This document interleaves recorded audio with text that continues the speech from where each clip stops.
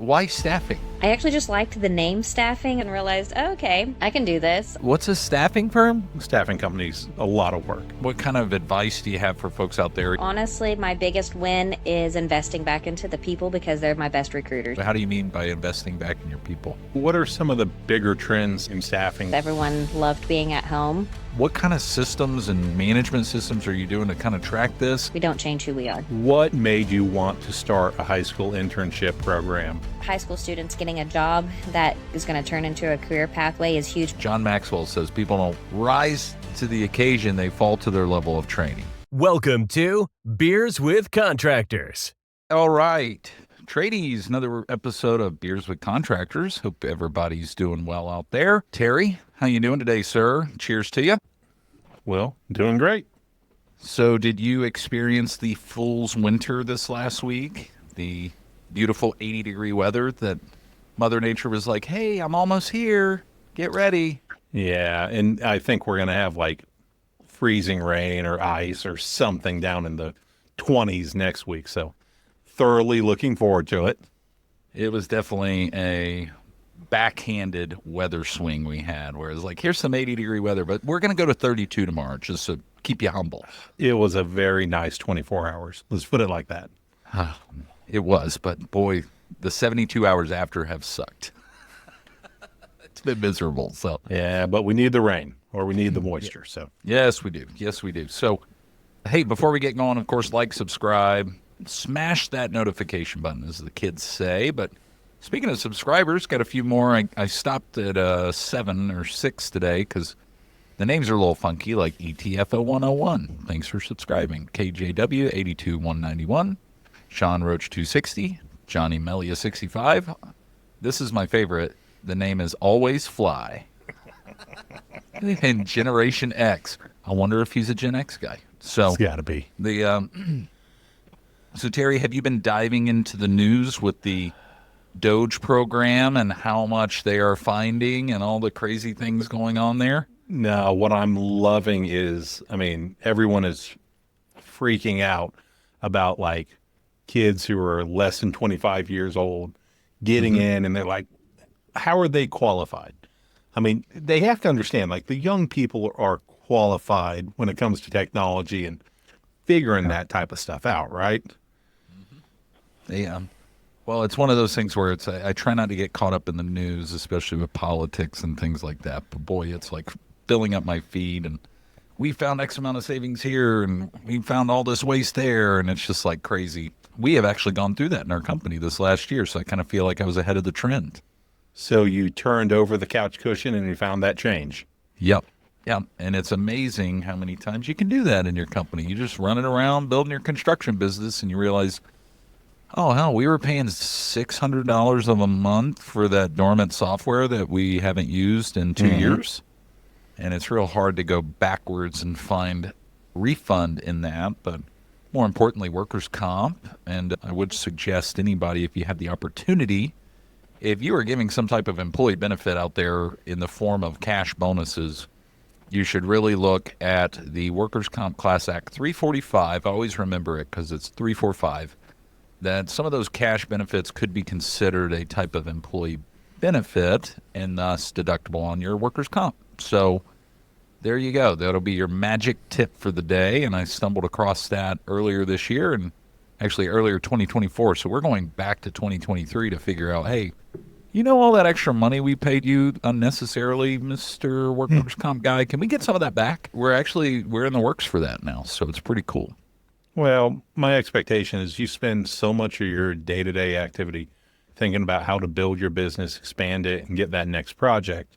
Take a little time and think about how you can save that money so you don't have to make it, and you probably be a little bit better off at times. Yeah, because when it's gone, it is gone. And it's really hard to get that back. You know? Yeah, they don't want to give it. Yeah, I don't see a lot of my vendors knocking on my door saying, hey, by the way, I think you paid me too much. Can I give some of that back? Never happens. Never. But anyway, hey, Terry, we've been talking about this for a few weeks. I'm excited about our guest, and I can say that it's our guest. It's a mutual guest that we both know and appreciate all the things they are doing for the industry. So we can't take credit. But if it goes bomb today, it was your guest, okay? Just kidding. It won't. This will actually be very cool because it's going to go against the grain of a lot of stereotypical thinking that contractors deal with every day. And I'm not placing any blame on you boomers, but you know who you are out there. So our guest today is actually the owner and operator of Central Staffing, and that they have been in business since 2017. They staff over 100 people daily in industries ranging from hospitality to construction. She is also the board member of our Construct My Future nonprofit, and in that, the founding member of the Construct My Future high school internship program that has placed 37 students in its pilot program into paid trade industry jobs. This is encouraging these high school students to get into the trades.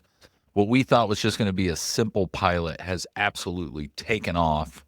And I can't take any credit for this because this is her brainchild. And I want to introduce today Miss Whitney Hill. Whitney, welcome. Hello. I think we could probably take today's meeting and document it as a board meeting. So if we want to vote somebody or... I think we can. Yeah, I think we have a quorum here. Yeah, you got to make sure you have that majority in there. Yeah, that's right. Well, I think we're good. Just don't tell Dr. Ben Bigelow, who's also on our board. But yeah, so by the way, Whitney, I do want to hear a lot about your staffing company too, because we have so many contractors that want to ask about temp labor and things like that. But why staffing? And why in 2017? That's kind of an interesting thing. It's like, you know what? I want to deal with more people every day. Can I just do that? Yeah, actually, it was pretty interesting. I actually just liked the name staffing. I was pretty young. I just come up with a name. I was in the commercial cleaning world. I was doing that, and I had a Jan and King franchise, and I was giving my Jan and King franchise back to Jan and King, and I kept some of my clients internally through Central Staffing, but then somebody cold called me and was like, hey, can I get 2 people on this job site? And I was like, sure. And they were like, yeah, you're a staffing firm, right? And I was like, sure. And then I went to the Googler and figured out what a staffing firm was, and because I didn't even know. And so I kind of and that's how I became a staffing industry. To the school of the hard knocks and realized, oh, okay, I can do this. I'm all about people. So that's how I got started in staffing. I had no clue. Like, I guess we're doing staffing today. Yeah, that explains so much, Whitney, on how you got involved with the Construct My Future board. Like, Will probably said, hey, you want to join? You're like, sure. I have no idea what it is, but yes, why not? So what you're saying, Whitney, is you're a yes person. You're a yes woman. Like, yes, we're gonna do it. Yeah. I was bootstraps, and I just really liked the thing. I really didn't even know what a staffing firm was at all. I was a didn't spend any kind of money kind of gal, so I went to the library for 6 months and researched staffing firms, and then I just developed a staffing agency. That's funny. How many months into the business did you actually realize, oh, this is what I do? Oh, about 4 months. Yep. About 4 Okay. months Well, that's better than most, I think. Yeah. About 4 months into it, like I said, somebody called me and was like, hey. And I was like, hey. That's wild. But we had internally, so we kept some of our clients. So I had the Paycom Center. I had the Chesapeake, it was the Chesapeake then. I kept OU. I retained the Criterion and the Jones Assembly and things like that I had at Jan and King. I just did on a smaller scale. And so we were doing staffing. I just didn't know I was doing staffing. Well, those aren't small accounts, Whitney. Those are big facilities. Yes, yeah, they were big facilities. And then we did mainly hospitality staffing for the first 3 years on a pretty large scale. And between the fair, the Chesapeake Energy Arena, OU, and like smaller venues. Then COVID happened. Right before COVID happened, I got into the construction industry because I knew I could do final cleaning and construction because I came from the cleaning world. Well, whenever I got in there, I realized they could do temp labor. And then I started learning about construction, and it's really not much different than hospitality. It's pretty much chaos and confusion and fun and on your toes. And so I really loved it. I cold called a guy named Dean Baker. He is the owner of Midtown Construction, yeah. And he let me give him a spill. He knew I was like one of those salesperson that was just going to talk. And he did. He let me. And then he instructed me on how to become the best temp and skilled labor staffing firm, and he hooked me up with some right people in the industry. Some of them boomers that you were talking about, some of them older folks, and they kind of took me under their wing for the last couple of years and just taught me everything about the industry and what staffing firms do in the industry, but to a point to where they don't succeed. And because it is not a shiny penny, I can't bring you a shiny penny, but we can try like hell, and we can build up the people that we're bringing to you. And that's what we've done a little bit different than, I would say, just handing you over a body in the temp agency. So, Whitney, what are some of the bigger trends that you're seeing in terms of staffing when it comes to the construction industry? Work-life balance is a big one. COVID kind of put that into us. Everyone loved being at home. So I would say the construction industry has changed their mindset a little bit of you're going to work 10 hours a day and you're not going to go to your kids' things. That trend has changed a lot. People have stepped up and allowed the industry to do that. That's crazy because we're starting to work with some companies in places like Australia and Peru, and it's wild how certain regulation for those countries actually encourage this threshold. Like, for example, Australia, if it gets to 40 hours, the employee has every right to be like, nope, I'm done and you can't fire me. Oh, wow. And overtime is time and a half up until 42 hours. And after 42 hours, it's 2 times What? the pay in Australia.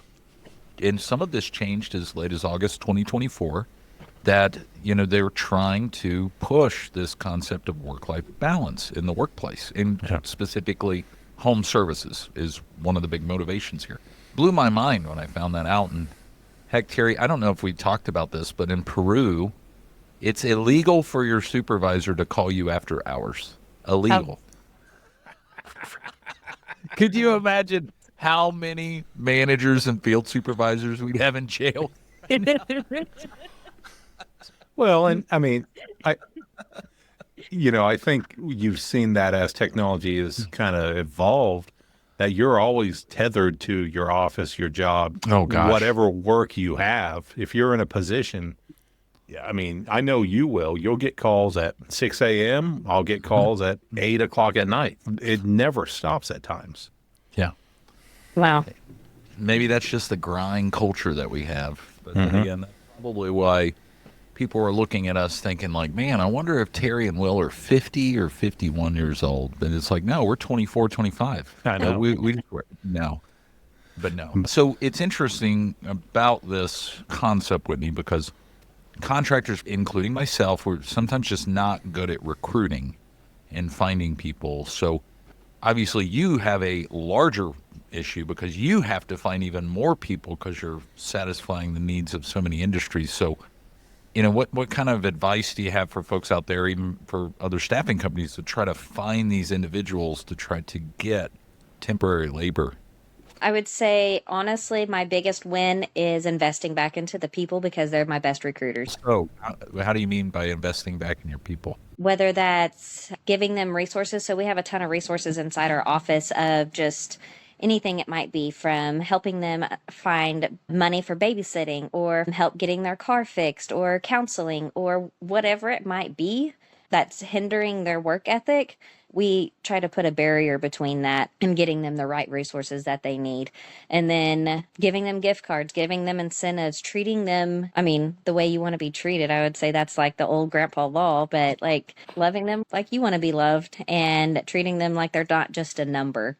I would say that's probably the biggest thing I hear in my industry is like, if somebody's asking if you're a staffing firm, well, what is your hours a week? Well, we don't track it like that. We track it by who's out there. Who are our people?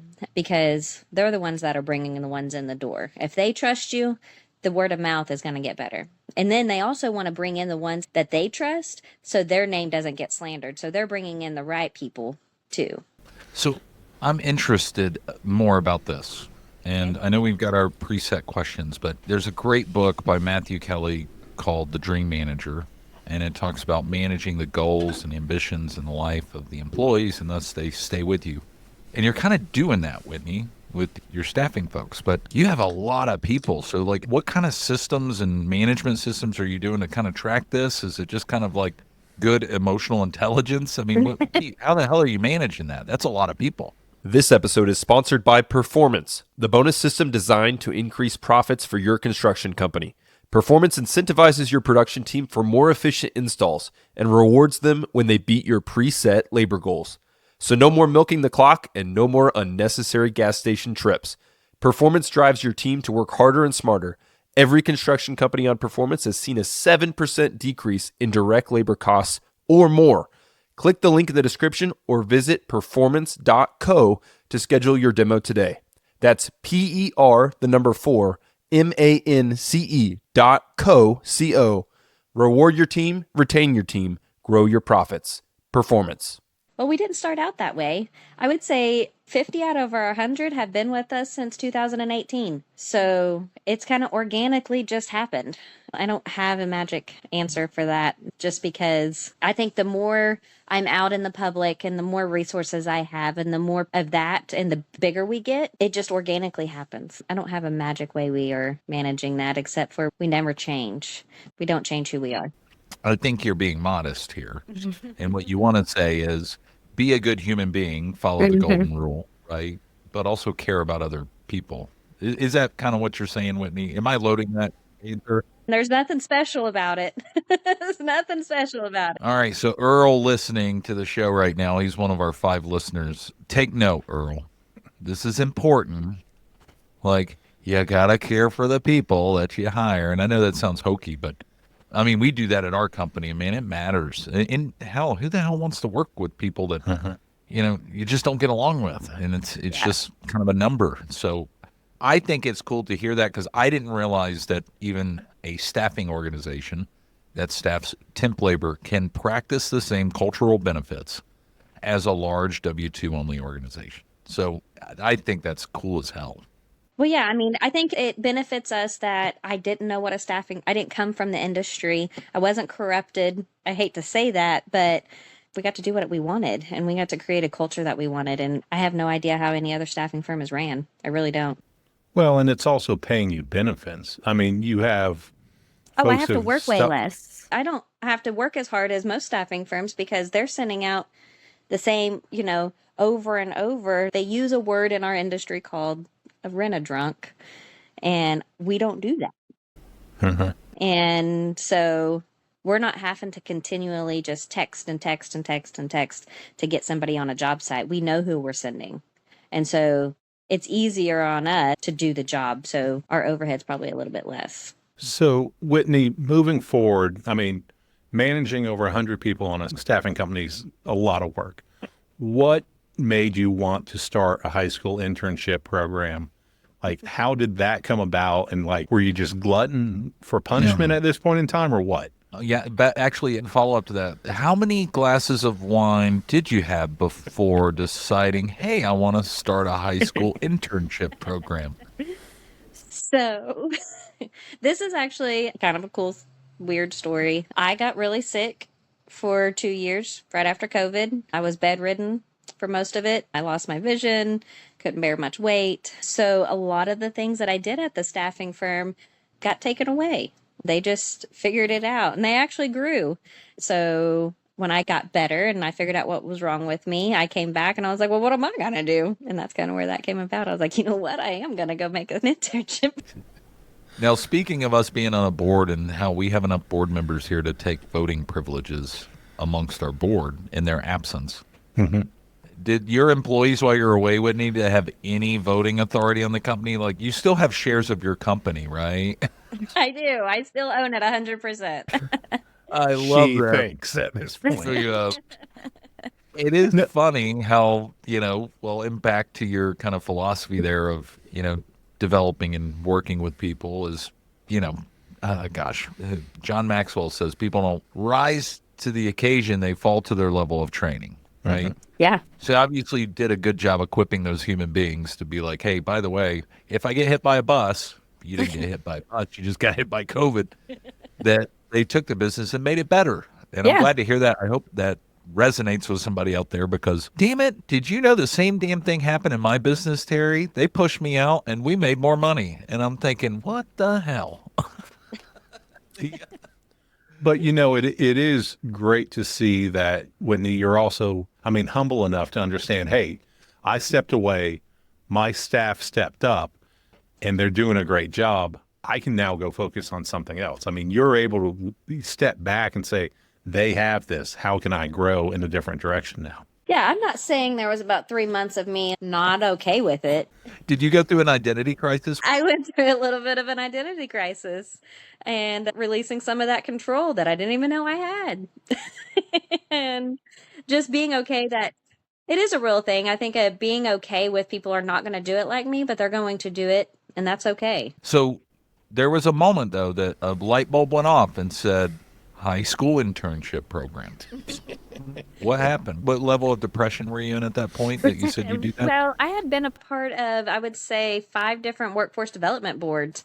They all were saying the same thing, but everyone's hands were handcuffed and not being able to do it.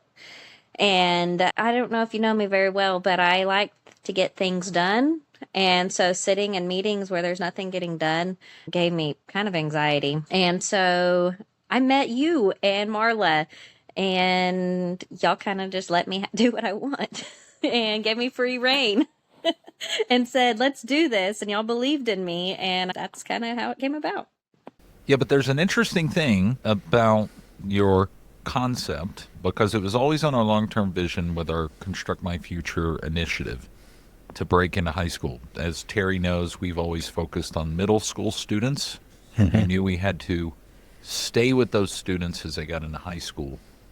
And you really hit a nerve because it's growing much faster than our summer camp for middle schoolers, much faster. And I mean, why do you think that is? Why are the industries flooding to this at a high school age rather than the middle school age? Well, I mean, I think that has to do with our day and age, self-gratification. Like, they're about to come into the workforce, so they do want to invest in them now. I think we'll have to train them a little bit more to go to the middle schoolers, and so they can see the long-term investment. Right now, they can see it because it's self-gratifying. They're doing well. It's tangible to them, if that makes sense. For our middle schoolers, we haven't got to see that yet. They haven't got to see the reward from it. So I think that would be why it's been grabbed a hold of a little bit faster, because just humans are human. And that's because it's not like y'all aren't doing some awesome things at the camp and exposing them.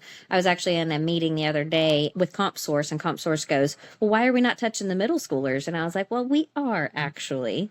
And so Actually, hold on. We're not touching any middle schoolers out there to the 5 listeners. We are bridging contact with the middle schoolers, to be clear. there you go. There you go.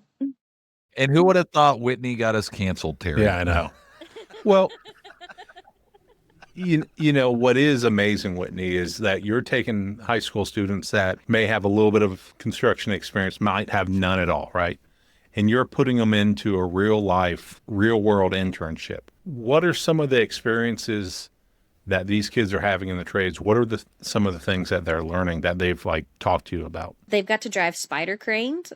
So they're doing that at Lingo. That's their first week at Lingo, is they get to get on spider cranes and learn how to operate them. That's cool. That's crazy. I didn't know that. Yeah. They are learning how to do sheet metal and fabrication for metal roofs. We actually have 2 of our interns that have built a whole slab for one commercial roof that will be here in Oklahoma. So that's really cool because they know where that piece of roof is going, and they're pretty proud of that. They are doing at the new Coliseum at the State Fairgrounds. We have interns that are doing the ceiling and the drywall there. And so they're on that project. So we have kids from Capitol Hill. Flintco's building a new high school at Capitol Hill, and we have 2 interns on that job. And they're actually learning how to do HVAC and plumbing on that job. That's crazy. Yeah. And full disclosure to our 5 listeners, I have some of these interns working in my business. I did not know that they were doing all this other cool stuff, so I got to level up my game because the students that we've had have been crawling under houses, and they still love it. Yeah. They do. They love it. I mean, it's crazy to think, like, these kids, like, they eat this stuff up. They're not sitting in a classroom, but that leads me to kind of this next interesting thing that pushes against the grain is, what's the biggest misconception that business owners have about these young individuals working in construction? That's a good question. I would say for our trades, like our plumbing, HVAC, electrical, I mean, it's changing a little bit, but they don't want the green guys. They don't want them because there's not enough journeymen out there. And so it's a hard balancing act for them, I think. They know they need them, but they don't necessarily want them because they don't have enough journeymen. Well, I mean, if everyone in the industry doesn't want to take on that green worker, right, that green student, I mean, someone has to bite the bullet and take it. You have to imagine that at some point they're going to have to step up. And there's a lot of intrinsic value that's given to an organization when you give someone a shot at something. And Yeah. Ben and I were talking about this on Monday with the State Department, and he said that a lot of them want to go be the project managers. Well, now they're having to get double certified because they're also having to be the journeyman on site while being the project manager because there's just not enough. Well, what I find interesting, and I get to hear from the sidelines, Whitney, often, some of the success stories of, and by the way, I think one of the reasons this has worked so well is not only your leadership around it, but also the industry partners have been so enthusiastic about it. Yeah.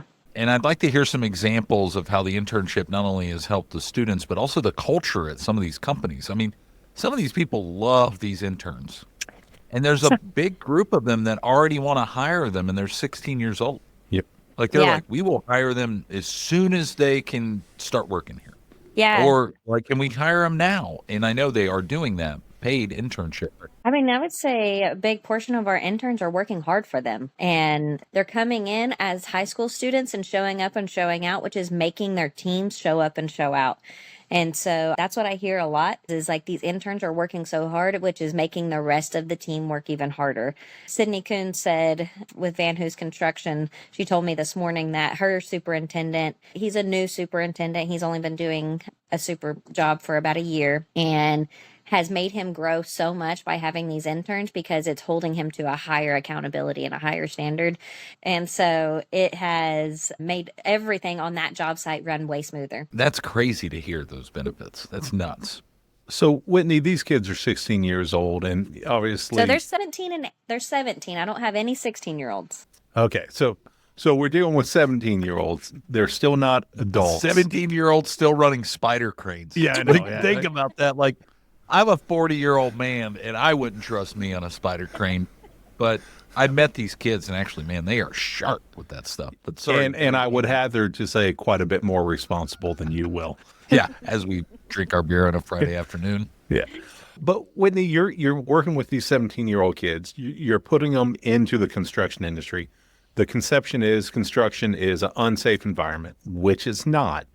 How do you talk and work with these parents to say, your kid's going to go into this industry? Like, what is that conversation? Are they eager to have their kids going out to construction? Yeah, I haven't had any parents not sign the waiver immediately. They're all actually pretty excited that, one, it's a paid internship program. So that is huge. For the schools that we are going after, their high school students getting a job that is going to turn into a career pathway is huge for these families. And so they're excited for them. What's the average pay rate? All of our interns are getting paid $13 an hour. I would say 80% of them, once they get on a job, they'll go from the $13 an hour to minimum $16. Okay. Yeah. And that's a trend I've been seeing in the labor market as well, is minimum entry is 16 Yeah. or higher, especially if there's I don't some. have anyone on my temp side that's making lower than 14 an hour. So I meant to ask you this, sorry, and it popped into my head when we had a meeting before. So the students doing sheet metal and some HVAC, do those hours attribute to, say, for example, an apprenticeship? I actually just talked to the CIB and the union today. Not this round, it will not, but it might next time if I'm going to get them a little more involved in everything. Oh, that's going to be huge. And I don't know if you know Stacy Coe of Coe Plumbing, who's been a part of the licensure board. And also we've had Roger Wakefield on our show before that is pushing for, hey, let's get these licensure hours started at age 14 or whenever they get a work permit. If they're working on a plumbing job, Right. we want them attributing those hours to their apprenticeship. and it's their hours, right? So I am excited for that. Yeah, there's a stigma right now because I'm a staffing firm. So once they realize we are a nonprofit, they wanted to talk to me, and they're way more apt to get involved and get these kids there. So I'm excited for it too because it's going to be huge for this program. Huge. Well, that's okay, Whitney. You're not a staffing firm because you just found out what that was last week. I think Yeah. your team told you. She's fit. By the way, you're doing this now. But yeah, actually, that should be your response to everything. It's like, what's a staffing firm? Yeah. Hey, But the idea that you have contractors, subcontractors, unions all turning and realizing they need to staff and build up this labor pool and getting involved in it is huge. I mean, that is a significant change. Yeah, it is. It's exciting. They're actually, so Construct My Future has something also called the Construction Rodeo. And so the unions are going to come have a presence at our rodeo. So it'll be exciting to get them involved in all of it. I know that there's a story in your brain that says this was the success story from our program so far that just warms your heart and says we are doing something good. That just stands out. What pops out at you, Whitney? Yeah, so that one's an easy one. We have a girl in our program, and none of her family actually had citizenship. She has great ambition. She's smart. She's bilingual, wants to go be an architect. And we have a program inside of Construct My Future that helps us get people with their citizenship, and it's Sparrow. Her and all 5 of her family members will be certified citizens in 3 weeks. And so we changed not just her life of getting into construction, but her whole family now. So I would say not only are we getting these people, we're changing their lives. So we may not have actually got her on a job site, but we changed people's lives that way. So that was pretty exciting. That is so cool. That is awesome. Yeah. So, Whitney, I mean, the internship program's going great. It's affecting young people and getting them into the industry.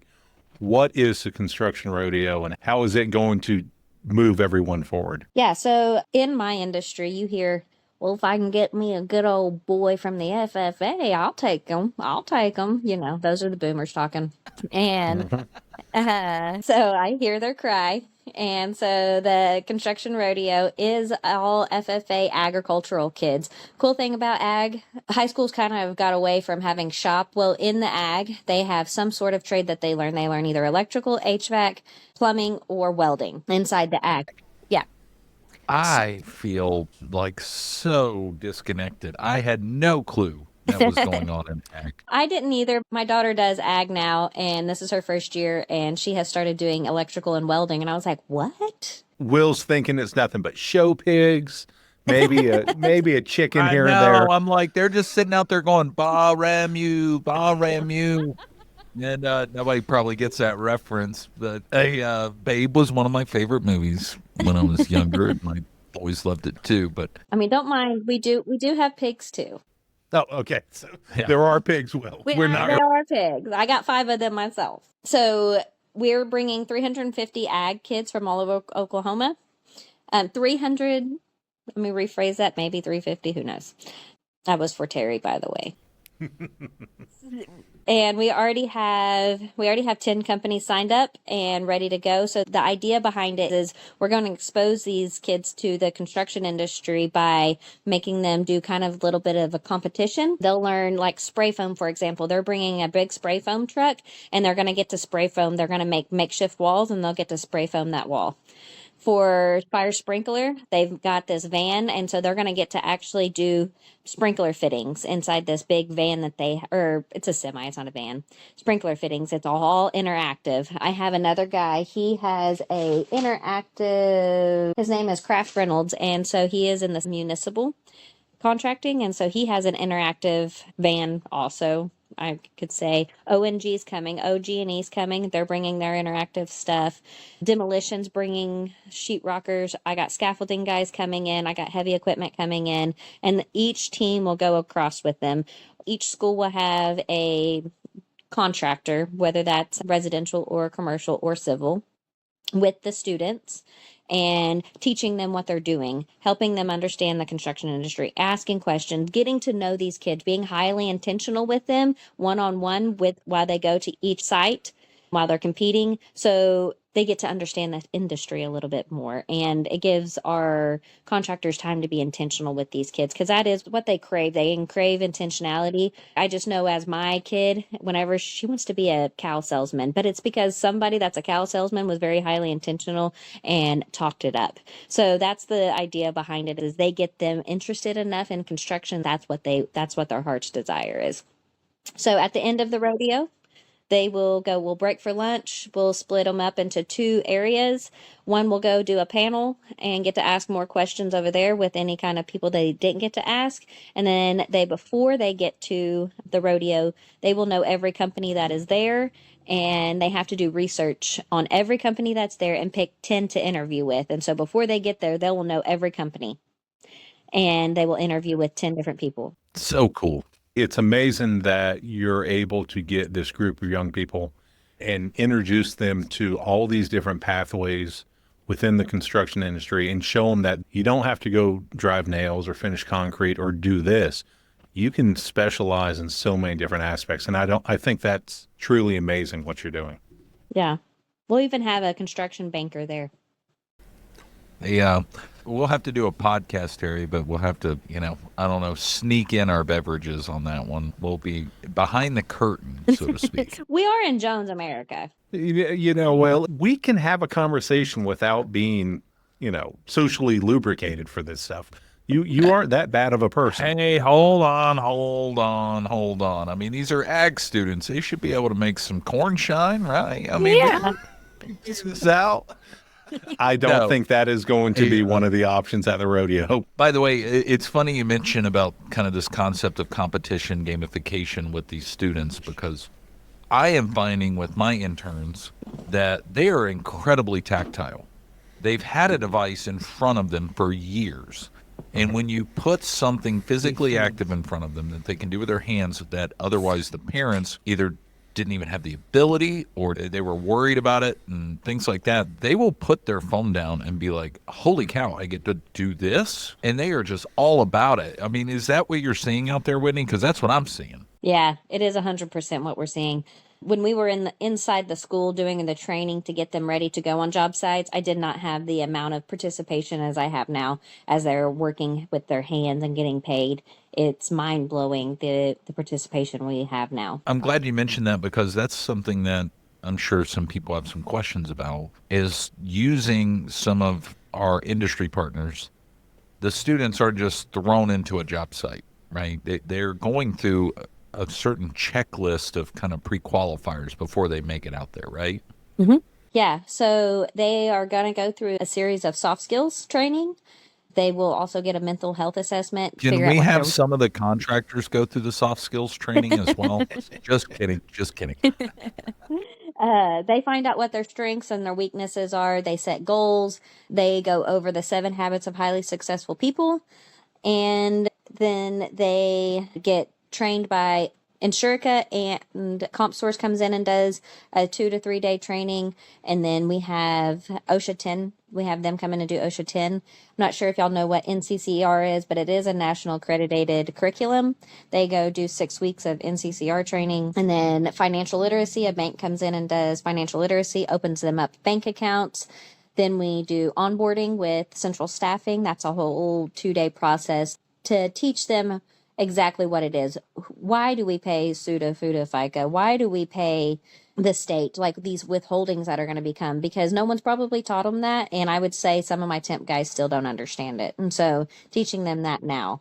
And then the bank accounts, we get them set up on direct deposits. They get their debit cards. I will say at the end of this program, if they've done well with their checking account that they've gotten, they do get a line of credit to start building that for them. They've also gone through job site tours, and then I've had people like Vesta will have come in. All of the industry partners have come in and taught the students exactly who they are and what they are going to do. So they're not coming in blindsided of, well, what is Vesta Foundations? They know what Vesta Foundations is because Will came and taught them what it was. Whitney, if you could talk to contractors out there, what you're doing right now, and they're struggling to find reliable young people to work, what advice would you give them to help them attract young people to their organization and helps them staff up? Give them food. I'm just kidding. Those Pizza. kids will eat. You yeah, actually set a food budget. Feed them and they will work. And you move down the road to about the time they're 25, 30. You just give them beer at that point, and they're going to listen to you, right? Yeah. Yeah, I think that old saying of like the way to a man's heart is through his stomach has never changed. Yeah, it really hasn't. Well, there's one way, but I would say the intentionality behind the kids now, because they are so glued to their phone, somebody being intentional with them is different for them. And so they don't really actually have that. And whenever they get that, they actually feed on it so much and they want to attach themselves to it. So being highly intentional, engaging with them, not treating them like they're a number or not treating them like they don't matter. Obviously, you brought our vision much closer as a board and our nonprofit, but this has been your brainchild, this internship program, and it's gone so well. Where do you see it in 5 years? Now, don't give me too much rain. I would say my hope would be we were in 4 other markets in 5 years. That would be awesome. And I think it's going to grow much faster with your energy and enthusiasm. And Terry, as we went through our questions today and we're wrapping up, I love this because I have so much respect for Whitney that I did not prep her for our traditional final question. Oh, it's always good. Oh, it's rough, man. It's going to be tough. No, just kidding. It's not that bad, Whitney. Okay. And we've known each other a long time. We ask all of our guests this. I am known as the patron saint of screwing things up. And because of that, I say, hey, if you're going to screw it up so bad you can brag about it. So what's a really big screw up or mistake you made in your career that hopefully you can brag about and somebody out there in the Spotify, YouTube universe could at least say, oh, I can learn from that. That's a hard question. And it can be being voted on the board. And such is the reason we prep our guests with it, Will. Yeah. Yeah, bad show prep today, Terry. Good job, Mr. Compliant. I mean, this is a very pretty typical answer. So, Saying yes to getting on a construction camp. Yes. well, whenever you are a small staffing firm and really don't know what a staffing agency is and don't have that many policy and procedures in place, you say yes that people can go do whatever you want them to on their job site. And that bit me in the butt in 2017. And I had a guy that he was an outside contractor. They were building an apartment complex. They had my temp labor who was supposed to be power washing on the ground, 3 stories high on a ladder, and he fell and he severed both of his legs. Oh. I was 6 months into my business. It was because I didn't ask more questions. I didn't do my research on the company. And yeah, I was the yes person. Yeah, we can do that. Yeah, we can do that. And not knowing my limitations. Well, first off, individual okay, right? Like other than his the life's leg issue. changed, but yeah. Well, I got to tell you, it's one of those where I've made those reckless decisions too, and we've been through it. If you want to learn more about those, I think it was like episode 45 where I went through all my screw ups and the biggest ones and HR lessons I've learned. Yeah. Mine too, actually. Those are the life lessons. I love the story of the founders from Bigfoot Wine. They say, have you had your brick today? Which is essentially the big surprise or stupid decision that now is going to hit you today. Yeah. When you least expect it. And Sydney and I, my wife and I, in our business, we still say, hey, have you had your brick today? Because there's one coming most days when you're in a growing business. I definitely will be borrowing that. Yeah. But Whitney, we appreciate you so much. Yep. You are a rock star. You are absolutely a force to be reckoned with, not only in business, but what you're doing with our camp. If somebody wants to reach out and learn more about this, obviously we'll put the website in the show notes, but how do they reach out to you to learn more about what the hell we're doing here? I mean, they can always reach out to me through email or my phone, 405-863-3434, or Whitney at central-staffing.com. Well, cool. And we'll, if you get a chance, visit constructmyfutureok.org, constructmyfutureok.org. We'll throw those in the show notes. Yep. And we got to get better at showcasing this because, Whitney, we didn't, well, I think we all, when we bolted this into our organization to bring in the high school students, I don't think we all thought it was going to take off so fast. So We got to get better content out there, and we will work on that. But please reach out there. If you contact us there, you will get a hold of myself and Marla, and then we will gladly get you front and center with Whitney. But other than that, Whitney, thank you so much for being with us today. And otherwise, Terry, thanks for finally rolling out of bed and hanging out with us for an hour. So, just kidding. You know I love you, buddy. Hey, it's getting late. I got to knock it off for the day. That's right. Well, hey, we're going to cruise into a nice cold weekend, but I swear, spring is coming. I'm just going to channel the spring chakra, and we're going to get it here. I tell you, man, it's coming. It's coming, Terry. And then we get to get into old guy, like, summer sweats. Bring out the baby powder, right, bro? Shorts and get off my lawn. That's right. It's coming. But listen, to all y'all out there, we appreciate you guys. Please support, if you have the opportunity to get online, support the camp. Actually, our Contractors Kick Ass gear is on our store. And if you don't know it or not, actually the proceeds go to support our Construct My Future camp. So get on there, buy some swag. I love sending that stuff out in the mail. We've actually sent, last week I had to send out 6 shirts and hats There you go. some folks. So that was pretty cool. But listen, otherwise, we will see you guys next week. We have a big roster coming up on Beers with Contractors, and I look forward to getting more and more details to you guys to help you grow your business. And otherwise, if you ever need me, you know where to reach me. Have a good week, guys. See ya.